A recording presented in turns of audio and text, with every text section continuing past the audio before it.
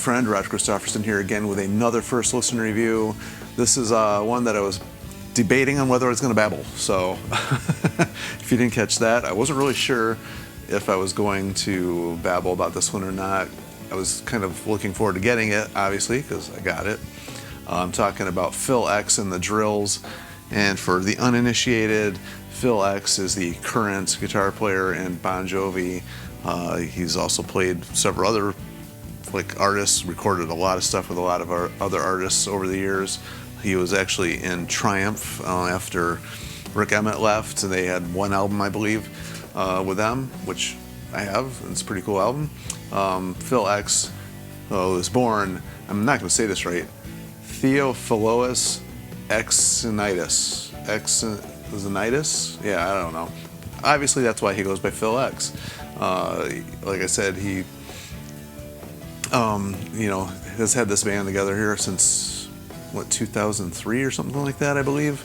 It's kind of like his side project. It was kind of his main thing there when he was doing the YouTube channel, and that's kind of how I think the YouTube channel Fretted America, where he just kind of displayed old guitars, and I think the biggest one he got the views for was a 1954 Stratocaster or a Les Paul or something like that. Maybe it was a 59 Les Paul. Just kind of reading a couple things here because I can't remember all this stuff. I actually looked to see what that one was, which I don't normally do, but I couldn't. There's no way I was going to remember all this stuff. They've had several drummers over the years, and they've had several releases over the years. And I guess the style of music I would say this is kind of like, it's punk, but almost like power pop punk mixed together. It's very catchy, but it's not like punk, it's got the punk attitude, but it's got very power pop feeling as well, and a touch of hard rock, and actually a little touch of stoner on this one, not gonna lie. There was actually one song in here that I really liked. This particular one is recorded over many years, apparently several different studios, and it's got a different drummer on every single track.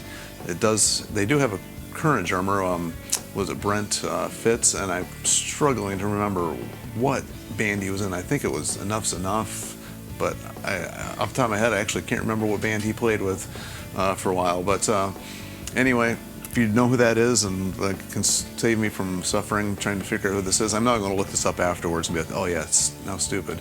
But anyway, he's got Ray Luzier on this one. He's got Tommy Lee on one song, Brent, who I mentioned, Tico Torres is on one song, Jeremy Spencer, Brian Tichy, Josh Peterson, Liberty DeVito, who I actually just watched on Drumeo doing one of those things where he has to learn somebody else's song and play it, his version of it, and I can't remember what the song was. I watched too much of this stuff. Gary Novak, Ryan McMillan, and Kenny Aronoff, who has also played with everybody. It's 11 songs. Most of it's straight ahead, really heavy rock, like I tried to describe there, in your face, and Phil sings on it. He's got a really cool voice. He's got a really strong voice, actually. I saw him do a version of Highway Star with him playing, and just nailed it. Did all the high stuff too. It was killer. He's not doing a whole lot of that on here. A little bit of humor in a lot of their songs. They got songs titles like You Sunk My Battleship, I Love You on Her Lips, but I can't remember what that. I love you on her lips and something, I hate you in her heart, something along those lines. But it's kind of like tongue-in-cheek type lyrics, funnier stuff on some of the earlier releases were a little bit more humorous. This one didn't have quite as much of that on here. Most of it's hard rocking songs. The only one song that even slowed down a little bit at all was a song called Broken Arrow, which was one that had the Liberty DeVito on it, and I believe, if I'm not mistaken, he was the drummer for Billy Joel, I believe, for many years. And Tico plays on the song Find a Way, which is actually a really cool song. But two of my favorites on this whole thing, and I'm not going to make this a super long one because I've listened to it about 3 times through actually already, because it's actually very cool, and I don't want to forget too much of anything on here. But killer intro song, Don't Wake Up Dead. It just kicks you in the face. It's right into it. The chorus kicks in really fast, within half a minute or so, I believe. And yeah, that one just still killer opening song, great. The funnier part is it gets to the song called You Sunk My Battleship. that's like a stoner rock song all the way. And that's the one that's got Brian Tishy playing on it, and even in the middle of it's got that like almost like an octave type solo going on in the middle, which you hear that type of thing going on in a lot of stoner songs. Killer song though. It's got a weird, funny title, but man, what a killer song. Hard rocking. It's got a cool groove. I really dug that one. Broken Arrow is actually not too bad either. Slower. It's not slow by any means, just a slower song. And then actually though, the last song, Way Gone, Beam Me Up Scotty, it's got Kenny Aronoff playing on that one, was actually a fun song, cool fun way to end the album. So it started really hard rocking and ended with a fun, happy, not jumping up and down, happy joy type song, but fun song anyway. Thought it was pretty cool. Kind of surprised me. I've heard some of the earlier stuff and it was in this vein. I think this was actually recorded a lot better than some of the other stuff I've done. If I remember right, it was Jeremy Spencer was the original drummer on a lot of the stuff, and he left to join Five Finger, and since then it's just been kind of like drummer here, drummer there, like all over the place. He's played with a lot of different drummers and stuff, and it's not surprising with the list of people that he's played with and albums he's filled on.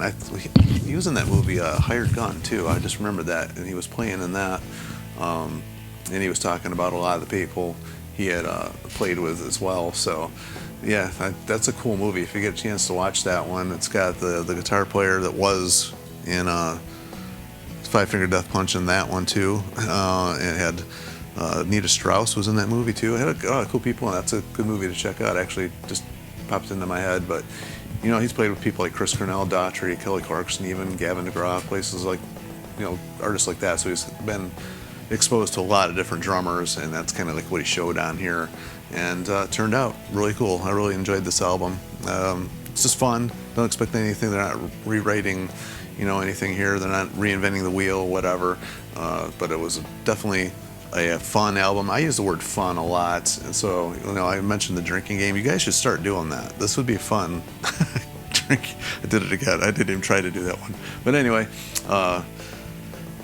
like, share, and subscribe to keep this music alive. Comments if you got anything cool to say. It really does help things out. I've noticed the channel's been growing a little bit, which this is all just for fun anyway, and I didn't done that one either, but take another shot, and that's about it for this one. I'm not going to get you guys too drunk, and until next time, we will see you.